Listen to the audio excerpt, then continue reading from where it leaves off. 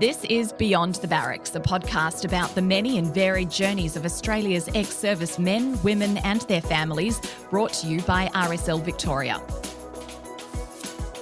In each episode, we'll interview a guest, sometimes two, about their life in service and life after service, exploring the many highlights and challenges that they may have faced along the way.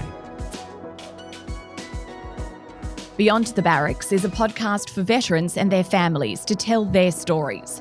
Sometimes we may discuss experiences and issues that some listeners may find distressing.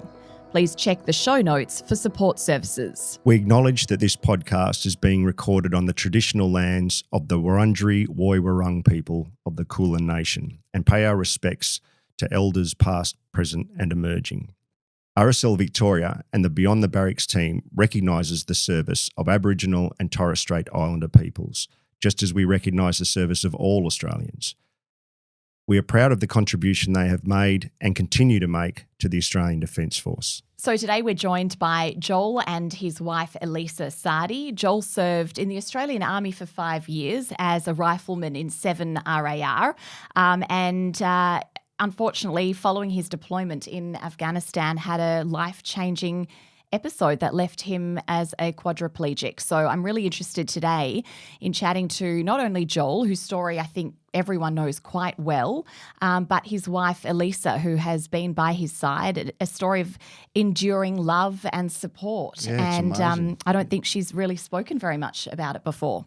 No, I don't think we speak enough about the partners either, or give them a chance to share their stories. I also think that this is going to set us a really good precedent for the rest of the podcast series, because we do want to tap into the important service that partners provide as well. So, really excited about this.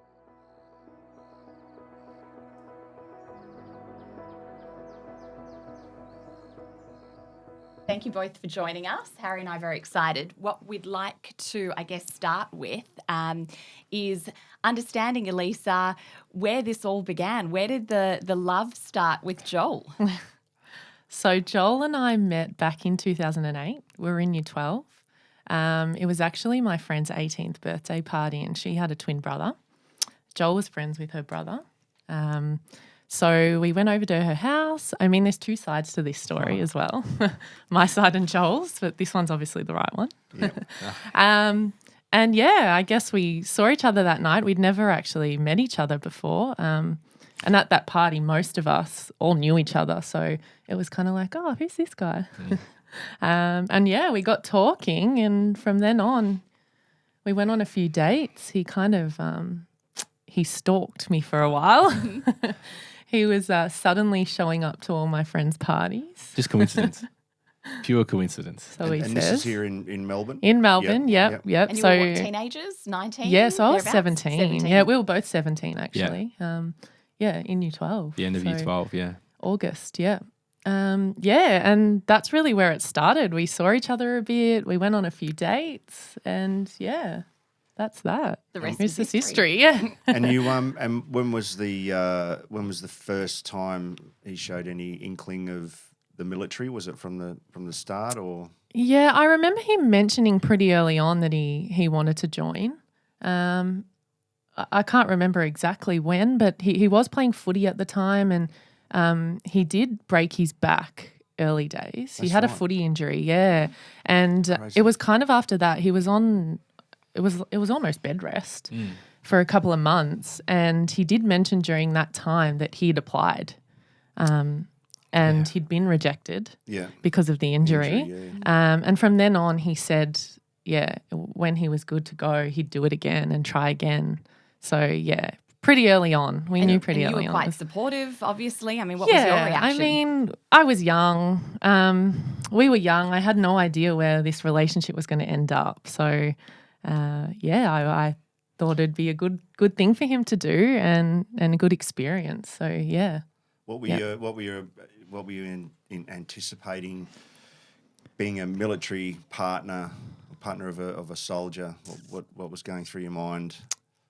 Again, I really wasn't sure. I actually didn't know much about the Army and the Defence Force. I had no idea.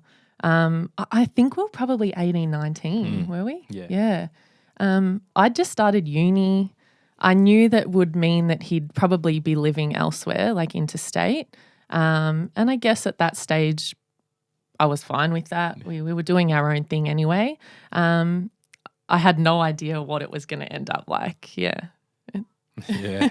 I mean, Joel, I think for you from memory, and correct me if I'm wrong, the idea of serving to you was very much also about being deployed overseas somewhere. I think you particularly had your sights set on Afghanistan.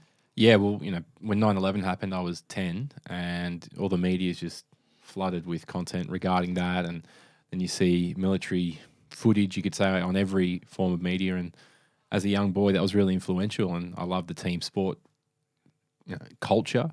I love discipline, physically active, that sort of stuff. And joining the army was always something that was there. And I never knew that I wasn't going to be great at school, but there were signs were there pretty early, and I thought the military is just perfect.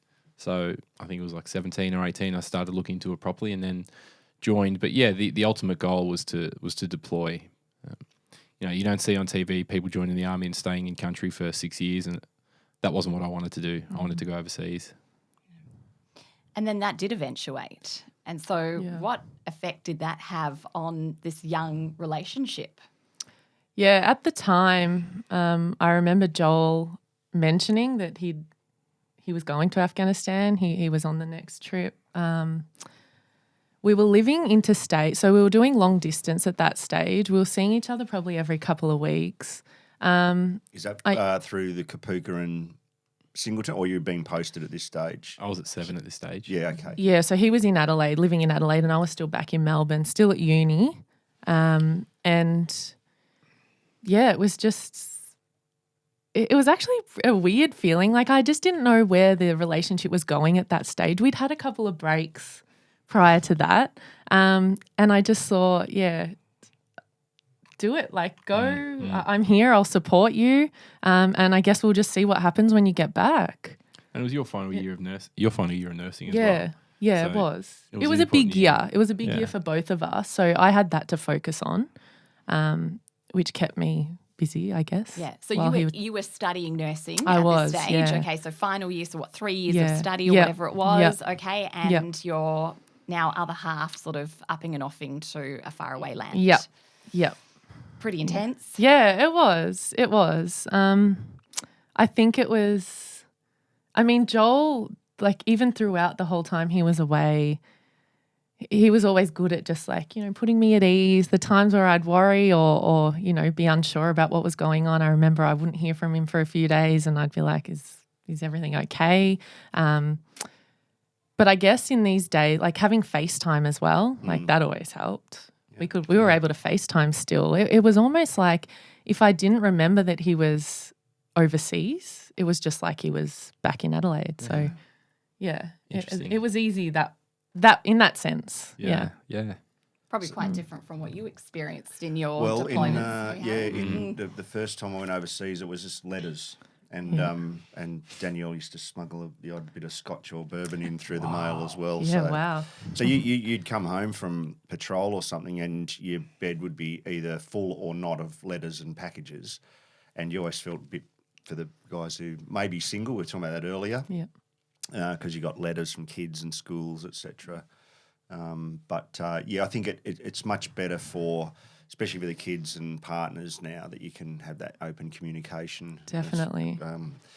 So you've got your own dreams going on here. You've finished school. You're in uni doing nursing. How did that play out over that time? Did you finished university and then just picked up a job nursing, or did you? Because it would have been there would have been a bit of toing and froing. He's in Adelaide, you're in Melbourne. How did that play out? Yeah, so I finished my nursing and pretty much got a job straight away.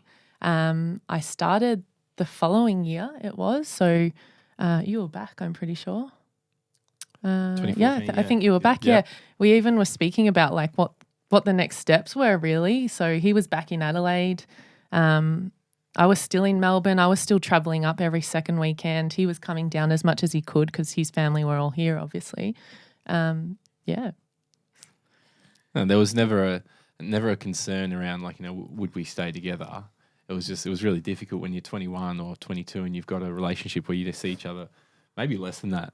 Yeah. It's like, well, what are we doing here? Like, where's our lives headed? Yeah. And, I was coming into the final part of like the initial contract of a 4-year infantry contract, you could say. And, where I was going from there, I had no idea. But, something did happen shortly after we returned from Bali or we got back from Afghan that really changed, our trajectory and probably for the better. Yeah. That's an interesting comment. I'd love to come back to that because I was reflecting over the YouTube, the Life on the Line podcast and some interesting comments you had there. But I suppose just to round that out from my perspective, Elisa, did you have a sense of the military and how did the military support you or recognise you at all, or were you just kind of this passive bystander along the journey? Yeah, I was pretty much just like a bystander at that stage.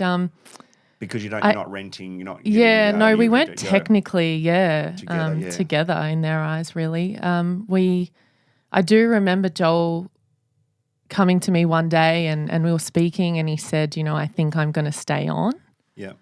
And I was like, what? Like, this was not the deal? Like, oh, that's right. So it was supposed to be 1 year. So originally he was only doing a gap year. Yeah.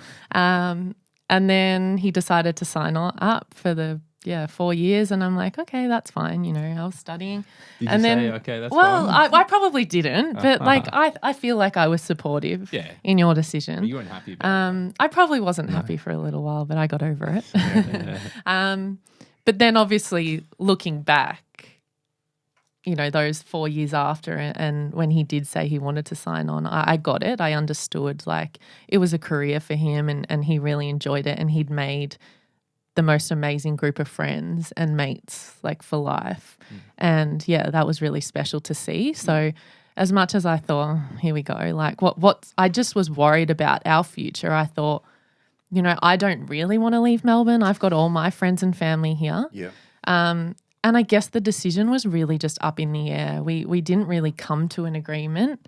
And then, this happened. So it kind of just made our decision for us. And, like, it's weird. There's been so many times, like, throughout these last few years where things just happened when we weren't really sure what was next.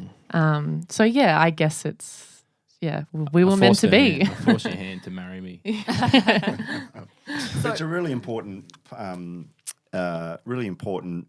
question, I think, in my mind, for young partners and young families going, what does joining the military mean? Absolutely. And it must be really intimidating in a way. And so many, and I wonder at the time how well the military does that to almost onboard people, and partners. I mean, I get that you guys were separated or not, you weren't living together in separate states, but there's always a message in there for a young man or woman who's got a partner in the military and joining it.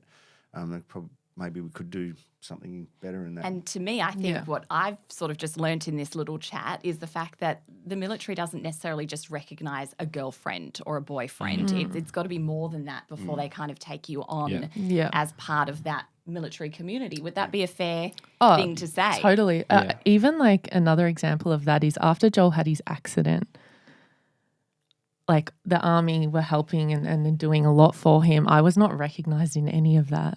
Like his parents were flown over, given accommodation and everything. And when it was asked, what about Elisa? It was like, well, technically she's not official. Not, do you live together? Are you married? Do you have kids? And it was like, no. And so, bureaucracy it was mad. It was like.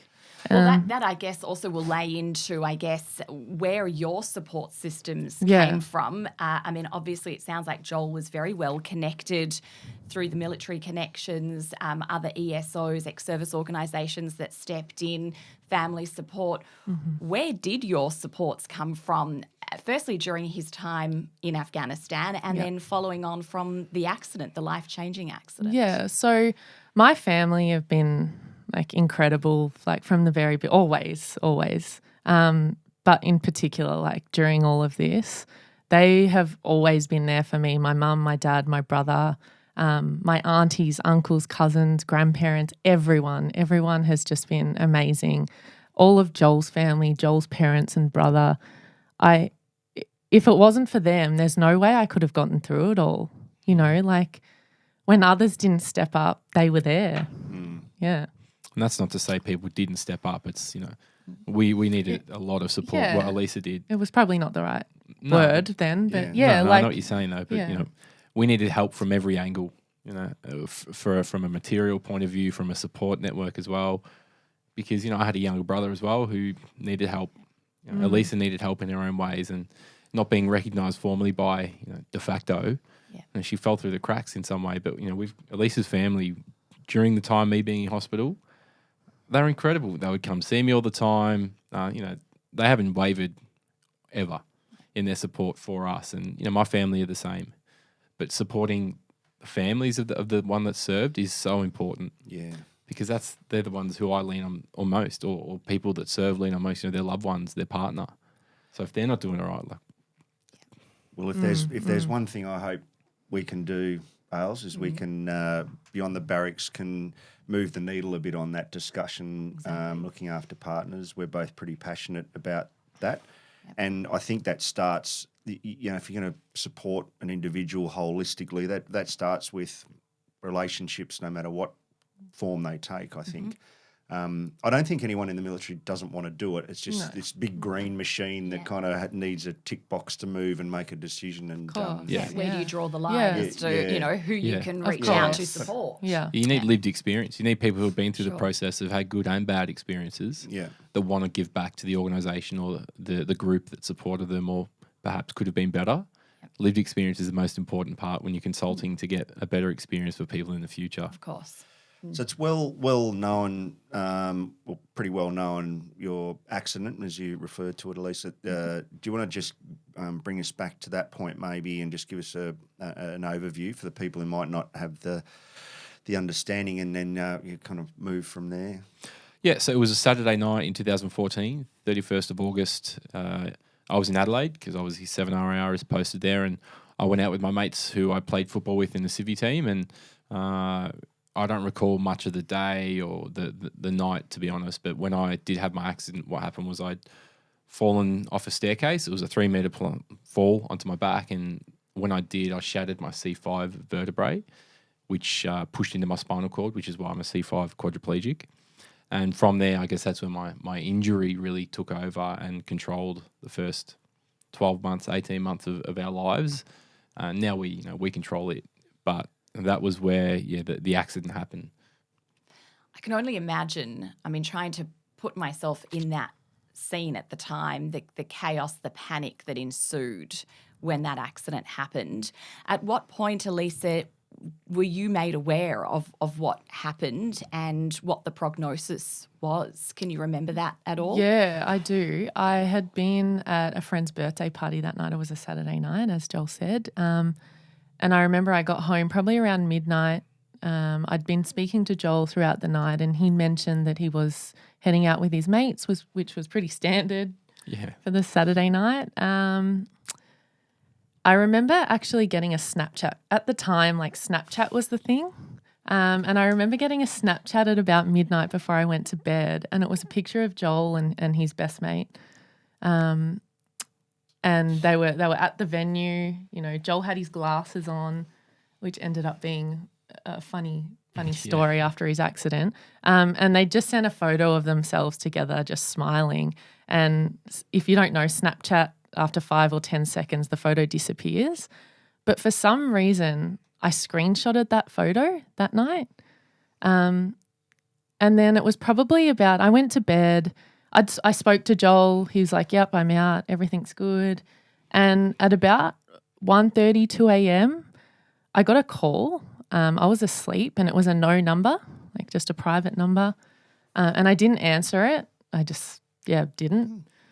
And then after a couple of minutes, it rang again. And I thought, this is weird. But again, I just saw maybe it was just, I don't know, Joel being silly, or he's one of his mates or something. I don't know. I had no idea. I was half asleep. And then it rang again. And I thought, I better answer this. I'm not sure what's going on here. And I answered it, and it was a lady. And was it the at paramedic? That moment, no, it was one of the doctors at the hospital. And she said, oh, hi, my name's blah, blah. I'm a doctor at the Royal Adelaide Hospital. And I'm like, okay. And it still just didn't click in that moment that Joel, like something had happened. And she said, I've got Joel here. He's asked me to call you. He's had a fall and we think, I'm not even sure if they were certain at that stage, we think he's got a neck fracture. And I thought, okay, like I'm a nurse. I know neck fracture. Like, is he okay? And she's like, he's fine. But he will be going into a surgery to fuse his fracture and stabilize it basically. And she didn't really say anything else. And I'm just thinking, okay, that's fine. Like, he's broken his back a couple of years ago. He's all good. Like, I just never thought it was that bad. And she actually did, before she left, she said, is there any chance you can come in? And I said, I'm in Melbourne. And she said, oh, okay, I didn't realize that. And I didn't even think to like ask, have you called Joel's parents? Like what? I had no idea. And she actually put me onto the phone. She put Joel onto the phone, and he was like dazed. Like he was telling me his credit card details, which is a really funny thing now. But Elisa, like, I think I said, he said, write this down. He's like, Elisa, have you got a pen? And I'm like, Joel, it's like 2 a.m. What's going on? And he's like, I'm fine. He was just saying, I'm fine, but write this number down. Silly me, I'm writing this number down. I had no idea what was going on. Yeah. And that was it. Like, he's like, okay, I got to go or something. And she took the phone and that was it. And I just thought, what is going on? And I'm like, he's having a spinal fusion. Like, this is big. Like, I didn't even know at that time. Like, I didn't even ask, like, can he move his body? Is he paralyzed? Like, I had no idea. I went to mum and dad's room. I woke mum and dad up and I'm like, I just had this really weird call. Joel's in hospital. He's had an accident. I was too afraid to ring his parents because I wasn't even sure if if they knew. And I wasn't even sure if it was like anything worth worrying them about, to be honest. And then, I don't think I slept. Like, I remember laying in mum and dad's bed for a few hours, and the next thing I remember, it was morning. And that's when Joel's mum called me, or I called her, and they were on their way to the airport. So they were on the 6 a.m. flight to Adelaide. And I just remember thinking, what am I going to do? What am I supposed to do? There was no way of contacting Joel at that stage. Like, what about my mates? Did any of them call you? I can't remember. I have no recollection of them calling you. And I don't think so. Like, I don't even think I spoke to any of them. I just didn't know what to do. Your mum and dad had said that they'd let me know once they got there what was going on. And, it wasn't until, I don't even remember how I found out, like, that it was spinal damage or anything. I think it must have just been when they got there, or, it was just all very unclear. And then I tried to keep myself busy that day. I went out to a market. Mum's like, come on, let's just go and get some fresh air. I went to a market, and something that I remember is I saw one of Joel's best friends at the market, and I couldn't bring myself to tell her what had happened. And I just remember just ignoring her and like trying to walk the other way. Like, she didn't see me. And she knows about this story now. But I just remember thinking, I can't even speak to you right now. I've got to go the other way. I don't know what's going on. And then, I flew up pretty much the next morning then. Yeah. He was in surgery for like the 8 hours that day. So the picture must have been becoming quite clear at that stage as to how serious and significant your injury was. Yeah. I think it was Joel's friend or his mum. Someone had called me and said, things aren't good. Like, you better come up. So, I got on the next flight the next morning and flew up, and he just got out of surgery. So he was in surgery pretty much the whole day after the accident. And I remember walking in and just being like, what? Like, he was like swollen. He was puffy. He had wires and tubes, and I'm like, this is bad. Like, that's when it hit me. That would take quite a while to kind of come to terms with. At what stage did the Defence Force show their heads and any support? Yeah, my mates were there next day. Yeah. The rank, as far as rank, CO, RSM came in, so commanding officer, regimental sergeant major came in to see us, see my family, and I don't recall what day that was because it was all a blur, Harry. Yeah. But they appointed someone, and again, this is where it comes really important for lived experience to consult with Defence for similar situations moving forward, because we had someone appointed to us who promised the world and was not there when it came to helping Mum and Dad at the airport, when it came to meeting them at the hospital, and at a time when my family needed it most, that fell down. Yeah. So that can be improved moving forward. But the Defence Force were really good in that they appointed a welfare manager for when I came to Melbourne, who would come into the hospital and see me quite a bit. But early days, there wouldn't be 5 minutes without having visitors, and people had to be asked to leave so the next visitors could come in. And that was a really good insight into the support network Army has. Yeah. That those kind of informal channels and with friends. And what about you, Elisa? What did you feel? Was Defence wrapping itself around you and the? Yeah, I think when we got there, very much so. Like I think it was the point of leaving Adelaide where suddenly those supports disappeared. Not when we got there. Like they helped Peter and Tracy, Joel's parents, like with everything. The flights, anything they needed. Accommodation, did they support you? Yeah, like food, everything they needed. But not me. Yeah.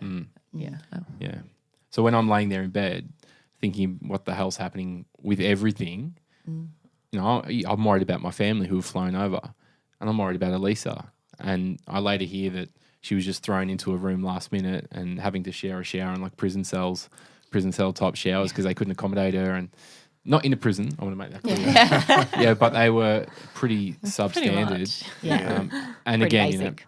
Just put her in a B&B, one bedroom. It's not too hard. Yeah. And I guess it's just that's recognising a spouse, as it's called, or a partner, and you need to be married or recognised. Yeah. I understand there's formalities, but there's extenuating circumstances, something like this. Oh, absolutely. And it's 2000s. So, I think we can definitely be a bit more sophisticated. Exactly. And obviously it was quite evident by that stage that this was someone very significant in your life. You wanted her by your side from the get-go. Yeah. Yeah, there was a funny conversation I had with Dad 2 or 3 days in, because I just had a hard chat with Elisa, and basically she solidified where she wanted to be, which is with me. And in my mind, I was 22. I always forget the age. What 22. Was it? 22. Yeah. There we go. Thank you. Yeah. No, I was 22, and I thought, that's it. I got to marry this woman. But at the time, I was heavily sedated, still suffering concussion. I told Dad, ring my mate who's in Dubai. One of the guys coming back. Buy a diamond because I'm going to put in the ring and propose to Elisa. And, he did that without even questioning it. 6 months down the track, he came to see me in the hospital one day. He's like, do you still want this diamond? I thought, what are you talking about? He's like, yeah, you remember you maybe buy a diamond? Oh, you owe me 10 grand. Yeah, I was like, shit, I forgot about that. This is the diamond, by the way. Oh, there it is. Yeah. There it is, yeah. But I completely forgot about it. But early days, Elisa was the rock that I needed, and so was my mum, dad, and my uncle, I want to make clear, who flew over. Yeah. Amazing. And I do remember, Joel, that you had sort of like a light bulb moment, so to speak, that you remember the time where you thought Elisa's the one. Funny you said that, because we were talking about this last night, and I don't think there can be a light bulb moment when you realise you want to spend your life with someone.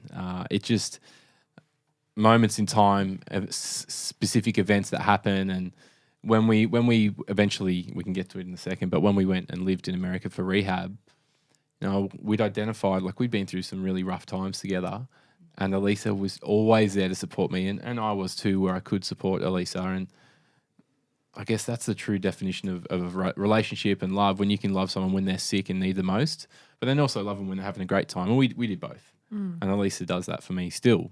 And after 12 months in America, it was no doubt that Elisa was the one. I just had to ask her parents. Right. Just had to ask her parents. Yeah. And I did. I did the right thing. Yeah. And Elisa, I suppose by the same token, much the same way that the love evolved for Joel and it just happened over time, was it the same for you? That, I mean, you were in it for the long haul, and it was quite evident, what the future was going to look like with Joel's injury, that you were prepared to stick around. Yeah. I think definitely a few months after his accident, He was back in Melbourne and he spent 12 months at the Royal Talbot. And it was there that I just never wanted to leave. Like, I just wanted to be there every day. And I remember people. You were? Yeah, I remember people saying, you need to, for your own mental health, just like leave and go and do something for you. And I remember getting like upset at them and like being a bit pissed off at them and like, why are you telling me what to do? Like, this is what I want to do. So let me do it. Like, you know. And I guess it was then that I was like, yeah, that's it. Like, it's done. And what kind It's of done. It's done. We're done. signed and sealed? It's a done deal. What kind of obstacles did all of this throw up in your progression in your career and other things that you had going on in your young life at that stage? Well, I was working at that time. I was probably in my first or second year at work. Luckily, my workplace was only about 5 minutes from the hospital. So if I was on a morning shift, I'd go there and then head over to the hospital pretty much straight after, and vice versa. I'd be at the hospital in the morning and then head to work in the afternoon. It really didn't change much of my work life. I still worked pretty normally. Yeah, but given you had to do shifts, they were really good to allow you to just do They were selected days. they were very flexible. They knew what was going on. They let me. I think I might have dropped a day. I was only doing about 0.8 at the time. So they were great. So really, from like career wise, it didn't change much at that point. Yeah.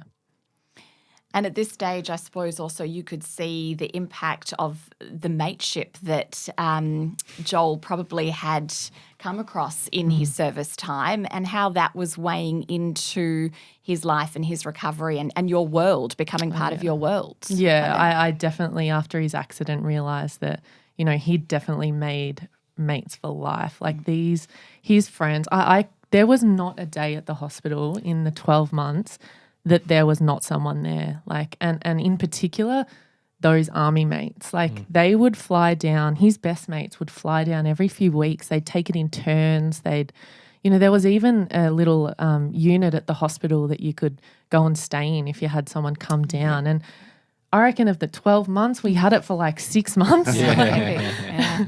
The nurses were hating you. The boys bringing down an esky or something. Yeah, it was like a party in the unit. It's, That's right, a bit of morale. Yeah.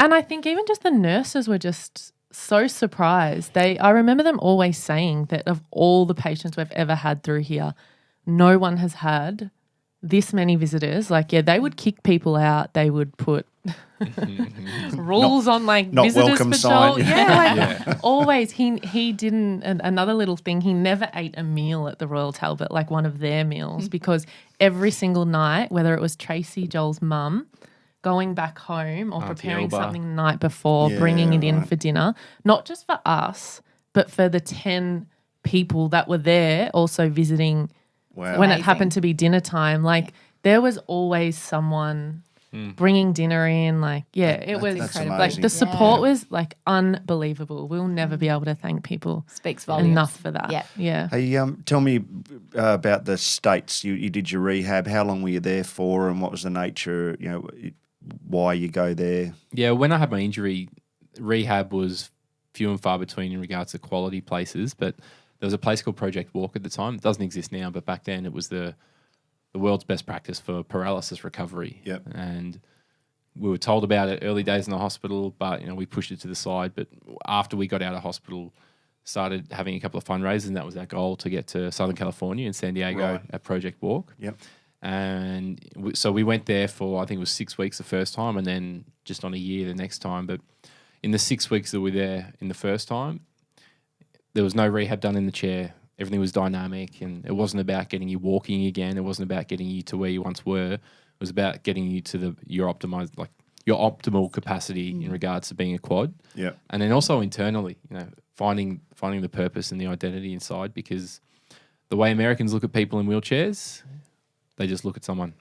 The way Australians look at us in wheelchairs, they'll stare like we've got 4 heads. Yeah. Right. Still happens now, but I'm cool with it. Yeah. Yeah. But in America, I felt comfortable. I could Right, be is that myself right? over there. It's Yeah. interesting. Yeah. And what was your experience? You travelled as well, Yeah, Lisa? yep. I was over with Joel, and it was incredible. It literally changed Joel's perspective I feel like we left that 12 months at hospital and Joel was not in a good place mentally, even physically, really. He'd done the rehab that he had to do to leave the hospital. Yeah.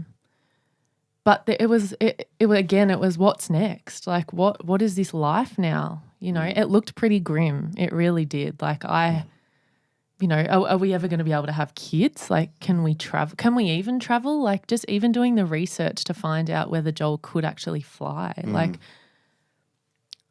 I don't know. Luckily, I was a nurse. I had a bit of a background in, like, you know, like Help. catheters and things like that.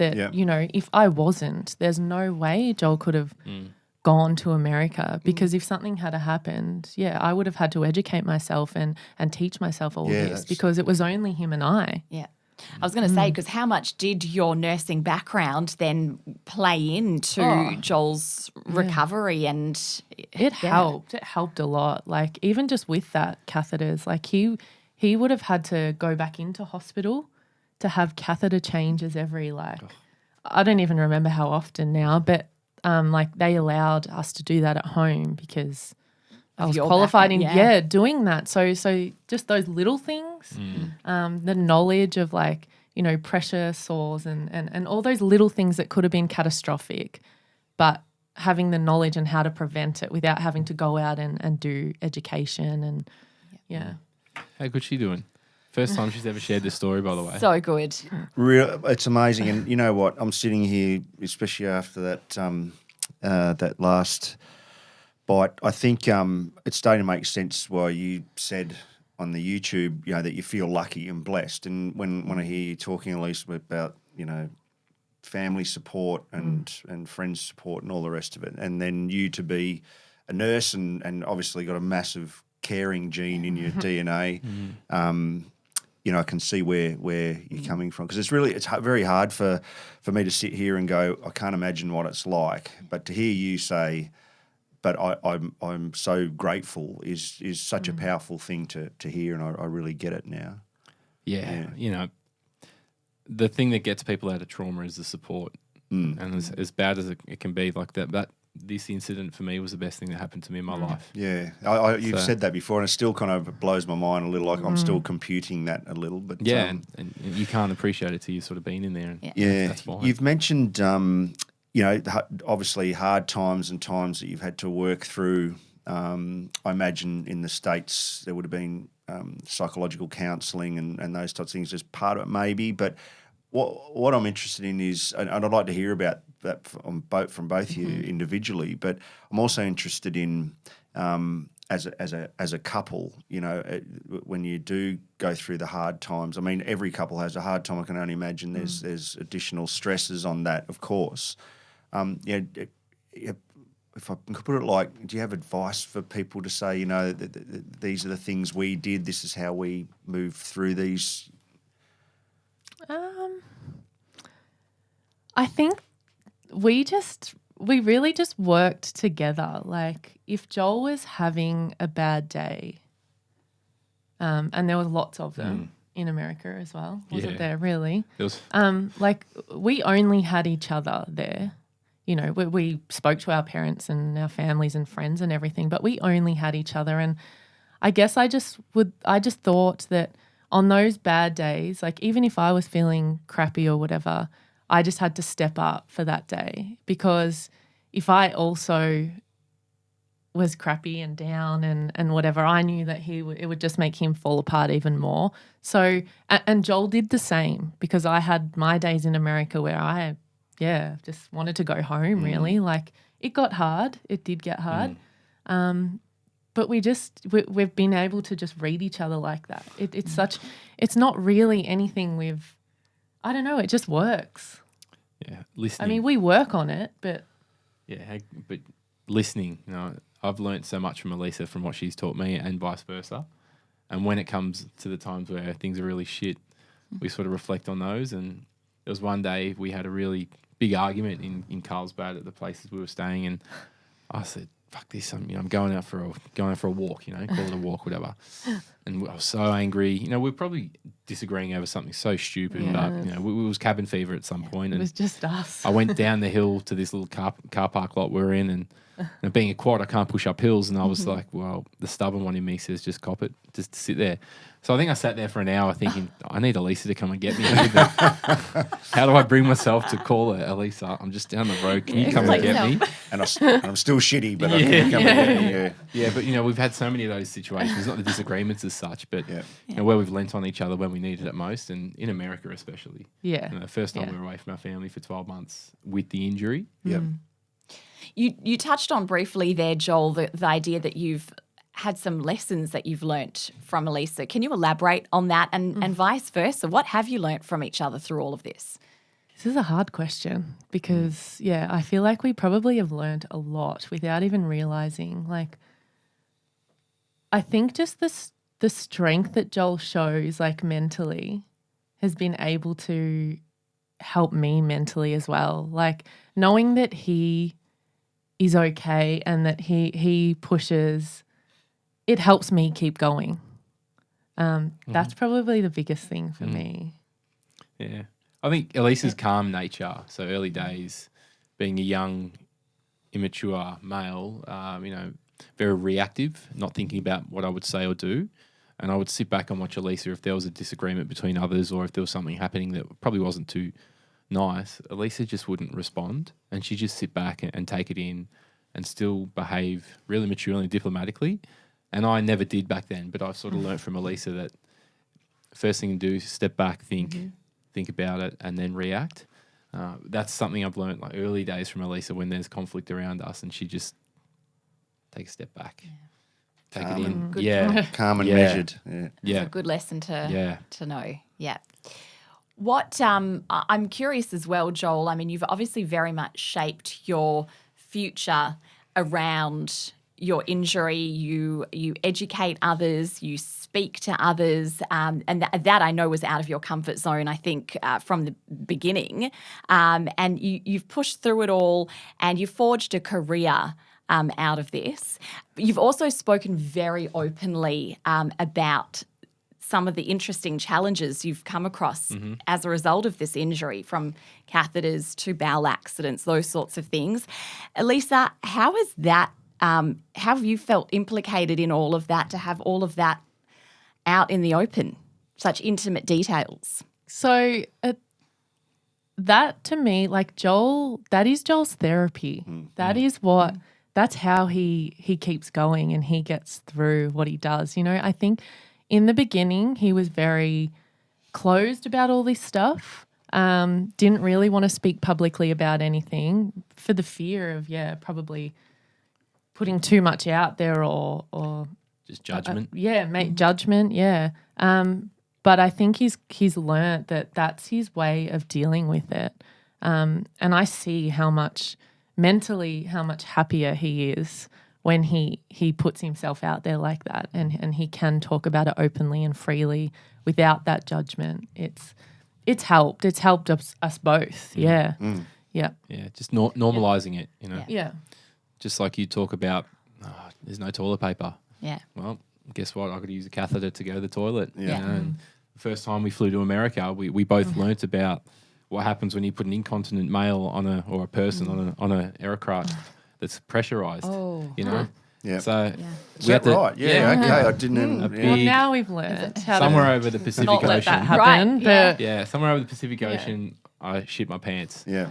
And like that was such an embarrassing moment, but I thought, no, hang on. Don't let it get to us. Then we started laughing about it. Yeah. We normalized it, and then we spoke about it heaps following, and it was just a funny moment. Yeah. Yeah. Can't help it, so just Exactly. normalize it. Yeah.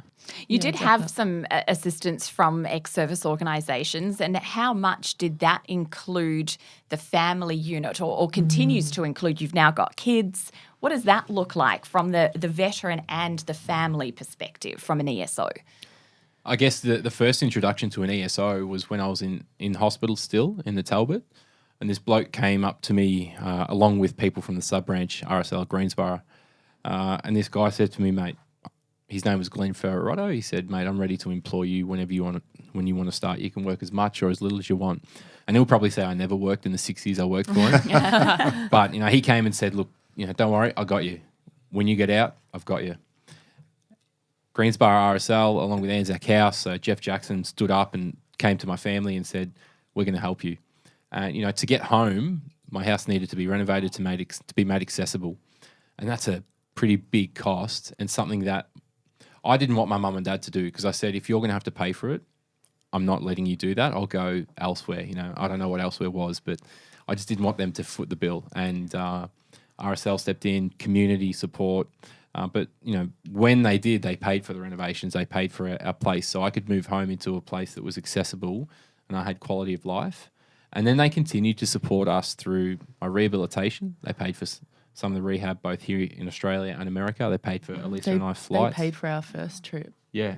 And Project Walk. And most of the second. Yeah. And, they're not paying flights for us to go on holidays. They're paying for our flights for rehab. They were incredible. And, And then when the ESO space, the employment piece came into it, well, that's where I started to forge some purpose and my own responsibilities and importance at work.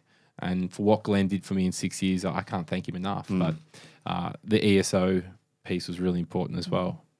And for that, you felt very much part and parcel of the experience and of Joel's journey. You weren't sidelined by the sounds of things. No, not at all. No, Greensboro RSL came. They actually spoke to Joel's mum. They called me and they said, what can we do? Like, what do you need?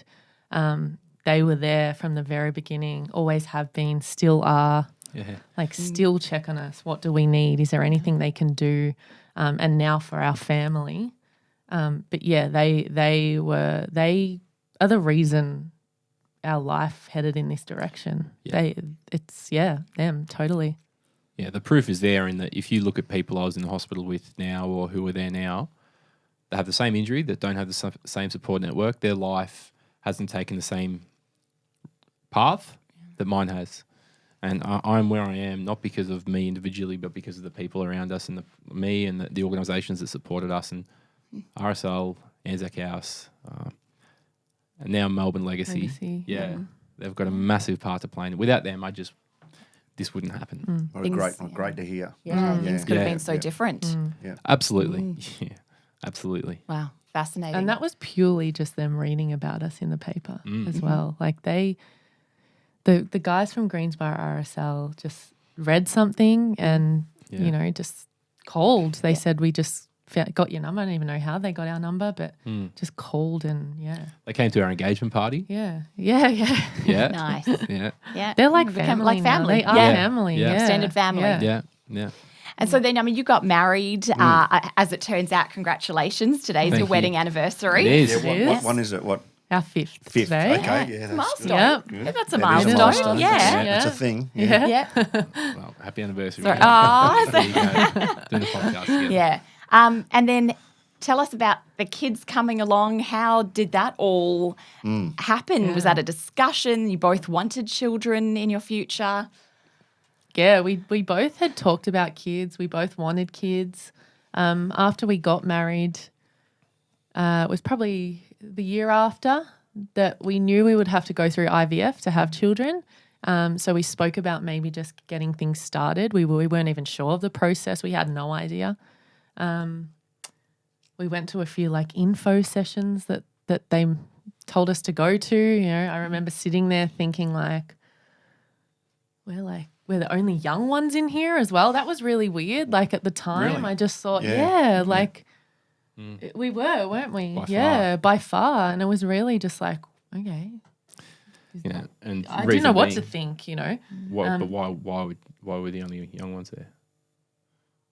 Because are you testing me? No, I'm why was because we were ready to have kids or whatever. Sorry, I didn't mean to test you. I was the reason we were the only young ones is because we couldn't actually conceive. And Okay. Older couples who obviously tried naturally Exactly. over years. Yeah. They'd gone through all of those processes first before realising. Yeah.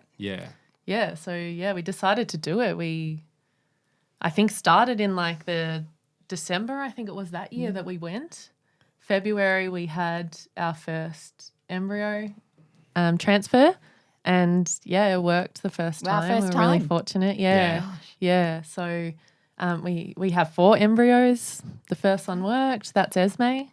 And then it was probably like Joel at the 6-month mark was like, I'm ready to do this again. And I'm like, really? I'm not sure I am. Yeah. But then it got to about 9 months and we knew that we wanted to have them pretty close together. And so we thought, we don't know if we're going to get lucky this time and it worked first go. So maybe we should look at going and seeing what we need to do. And, we had our second transfer and that worked the first time again. Gosh. So, Wow, that's great. yeah. That's was Luna. Yeah. I mean, dare I say, both Harry and I, we're parents. We've been there, done that with the little ones. Parenting is hard work. And then you add in added challenges. How has that all worked? I mean, it sounds like you are such a hands-on dad, Joel. From everything that I've seen, from everything that I hear, you are so involved in your gorgeous girls. How does that play out?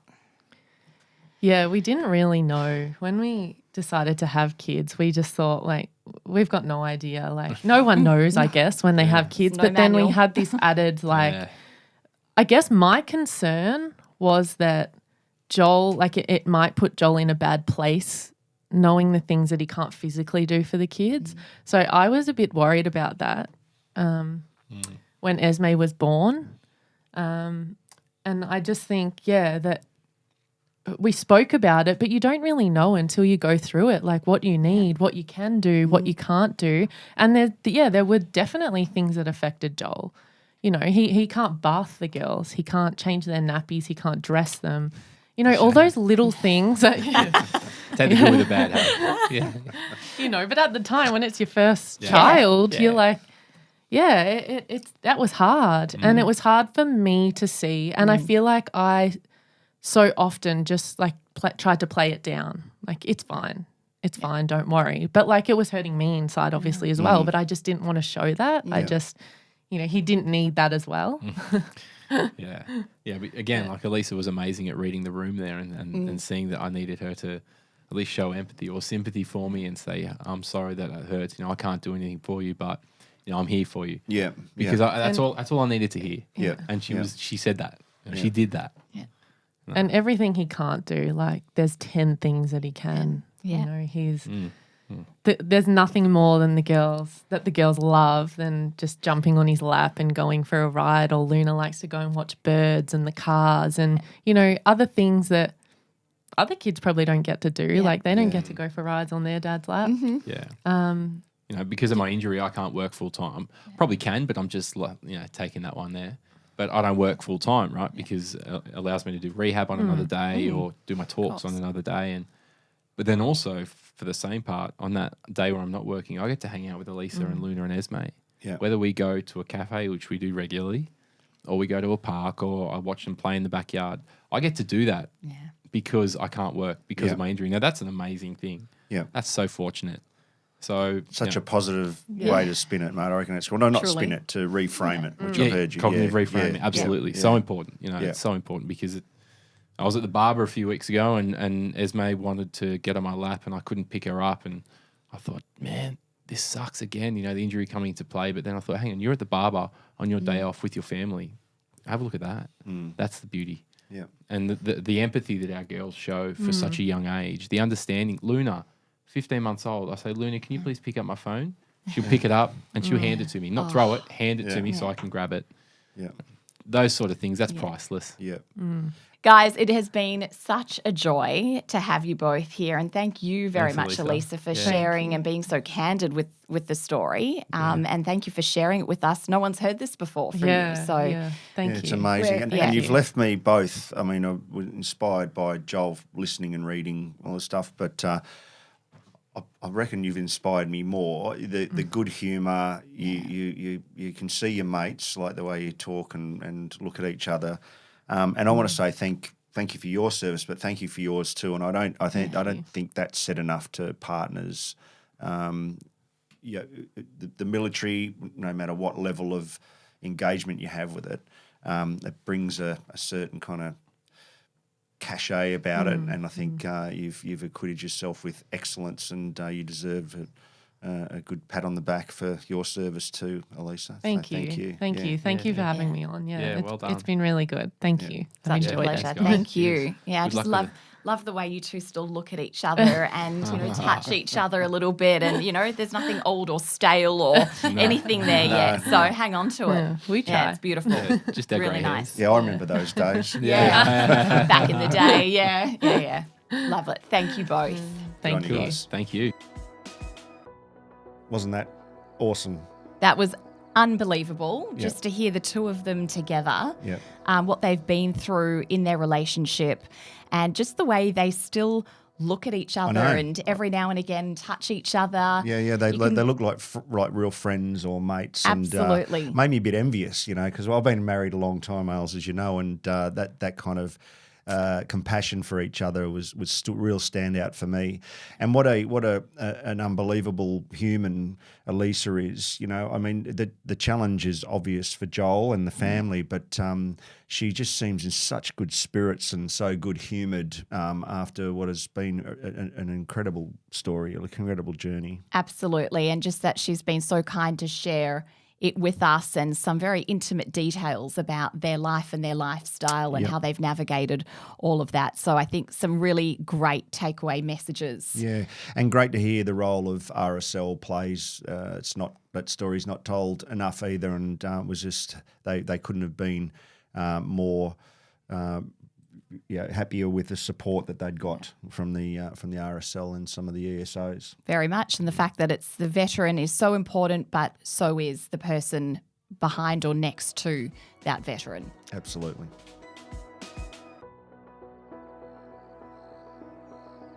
If this podcast episode raises any concerns for you, please contact Lifeline on 13 11 14. If you're a current or ex-service member of the ADF or a family member of a veteran or someone who's currently serving, you can access free and confidential 24/7 support from Open Arms, Veterans and Families Counselling on 1800 011 046.